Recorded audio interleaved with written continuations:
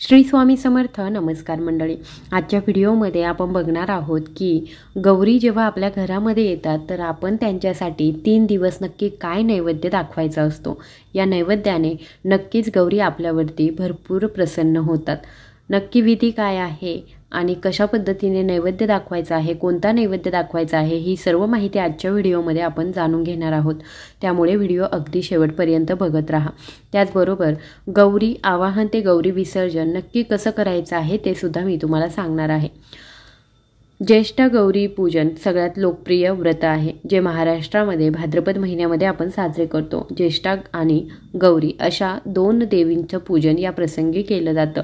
गौरी या शब्दाचा अर्थ आहे गौर आणि उज्ज्वल वर्णाची.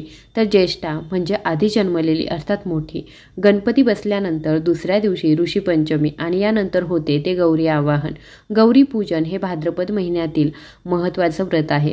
ज्येष्ठा गौरीचं प्रत्येकाकडे आपापल्या परंपरेप्रमाणे पूजन होतं. आपण जाणून घेणार आहोत की गौरी आवाहन ते गौरी विसर्जन या दरम्यान नक्की काय काय केलं जातं, काय काय करायला हवं. अखंड सौभाग्य प्राप्तीसाठी स्त्रिया भाद्रपद महिन्याच्या शुद्ध पक्षामध्ये गौरींचं पूजन करतात. एका पौराणिक कथेनुसार असुरांच्या त्रासाला कंटाळून सर्व स्त्रिया आपले भाग्य अक्षय करण्यासाठी गौरीला शरण गेल्या. तिची प्रार्थना केली. गौरीने भाद्रपद शुद्ध अष्टमीला असुरांचा संहार केला. तेव्हापासून अखंड सौभाग्य प्राप्त होण्यासाठी स्त्रिया ज्येष्ठा गौरी हे व्रत करतात. गौरी किंवा महालक्ष्मीचे पूजन ज्येष्ठ नक्षत्रावर केलं जातं आणि म्हणून यांना ज्येष्ठा गौरी असं सुद्धा म्हटलं जातं. पहिला जो दिवस असतो तो असतो गौरी आवाहनाचा. या दिवशी आपल्याला आपापल्या पद्धतीने घराच्या प्रवेशद्वारापासून ते गौरी स्थापन करण्याच्या जागेपर्यंत रांगोळीने लक्ष्मीची पावले काढायची असतात. हातातून गौरी घेऊन आलेल्या बाईचे पाय दुधाने आणि पाण्याने धुवायचे असतात. तिच्या पायांवर कुंकवाचं स्वस्तिक काढायचं असतं. गौरी आणत असताना ताट चमचा वाजवत आणि घंटी वाजवत त्या आणाव्यात. त्यांचं वाजत गाजत स्वागत करावं. गौरीची स्थापना करण्यापूर्वी त्यांना घरातील समृद्धी, धनधान्याची जागासुद्धा दाखवावी. त्यांच्याकडे सुखशांतीची प्रार्थना करावी. या प्रथेला गौरी आवाहन करणं असं म्हटलं जातं. दुसरं येतं ते दुसरा दिवस म्हणजे गौरी पूजन. दुसरा दिवस हा गौरी पूजनाचा असतो. दुपारी गौरीला नैवेद्य दाखवतात. गौरी पूजन आणि आरती करून घ्यावी. या नैवेद्यामध्ये भाजी भाकरी, पुरणपोळी, ज्वारीच्या पिठाचं आंबील, 16 भाज्यांची एकत्र चटणी, पंचामृत असे अनेक पदार्थ दाखवले जातात. कोकणात काही ठिकाणी तिखटाचा म्हणजेच मांसाहाराचा नैवेद्यसुद्धा दाखवला जातो. गौरी विसर्जन म्हणजे तिसरा दिवस.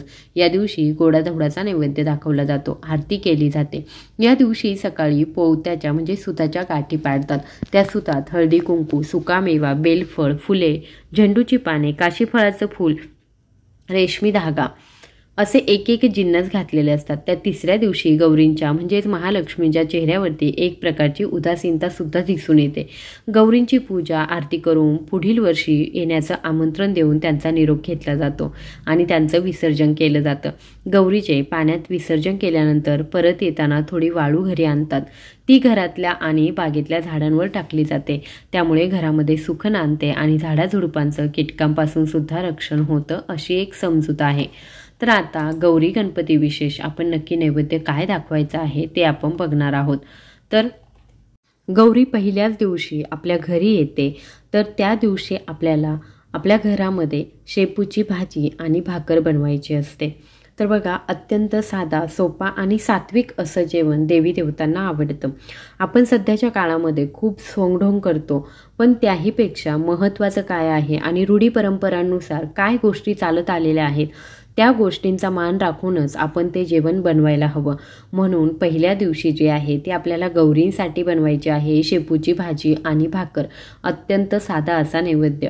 दुसरा दिवस जो असतो त्या दिवशी पुरणपोळीचं जेवण बनवलं जातं. पुरणपोळीसोबतच 16 पदार्थ बनवले जातात किंवा मग 16 भाज्यांची एकत्र अशी भाजी बनवली जाते.